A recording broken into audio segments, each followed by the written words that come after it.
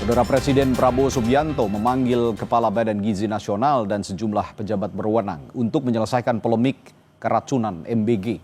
Pemerintah memastikan akan melakukan perbaikan terhadap tata kelola pelaksanaan MBG. Saya mohon maaf atas nama BGN dan berjanji tidak akan lagi terjadi.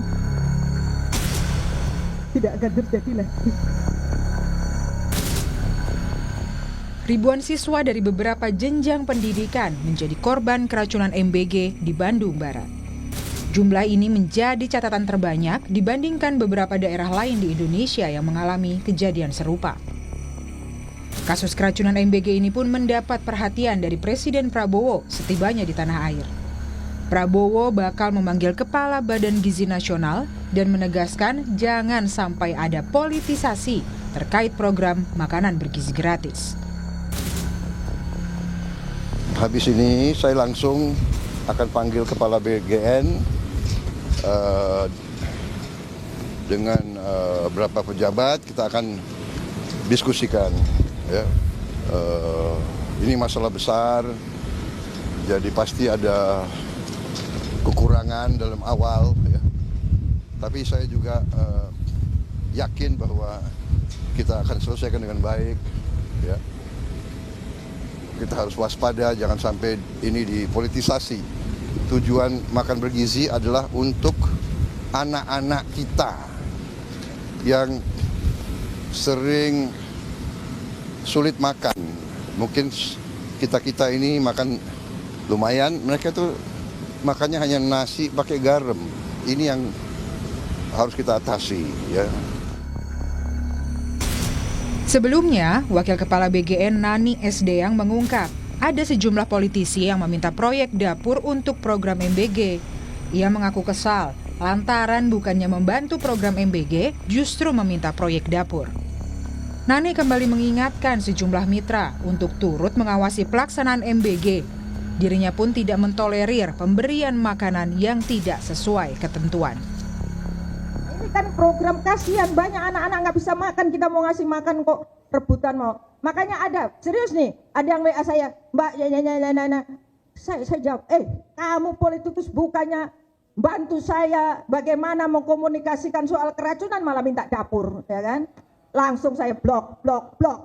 Nah aja lu ngurusin dapur, ya kan? Nah, iyalah, saya nggak mau kayak begitu ya. Sekali lagi, saya minta para mitra untuk ikut mengawasi dan bertanggung jawab. Saya juga tidak mentolerir bahan baku yang dipakai bila tidak fresh. Karena kejadian di Bandung ini sungguh di luar nalar. Bagaimana bahan baku dalam kondisi tidak fresh, ayam dibeli di hari Sabtu, baru dimasak di hari Rabu. Makanan yang diterima tidak dalam kondisi segar menjadi salah satu penyebab keracunan massal. Ahli gizi masyarakat Dr. Tan Sot Yen menyatakan, salah satu evaluasi yang perlu diperhatikan adalah mengenai tata kelola pembagian MBG. Tiap dapur SPPG harus bisa memastikan kondisi makanan yang diterima oleh siswa dalam kondisi layak makan. Ya, pertama tentu saja dari pertama kali MBG diselenggarakan, kita sudah ribut dengan masalah tata kelola.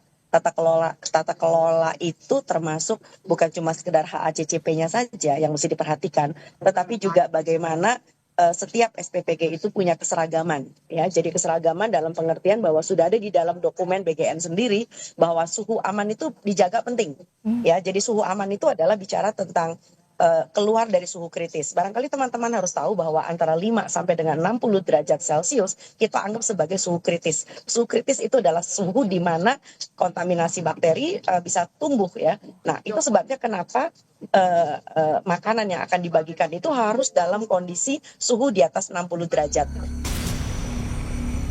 Untuk menindaklanjuti pelaksanaan MBG, pemerintah telah menutup sementara sejumlah dapur SPPG yang tidak memenuhi standar. Pelaksanaan evaluasi MBG juga turut dilakukan pemerintah guna memperbaiki tata kelola pelaksanaan MBG. Tim Liputan Kompas TV.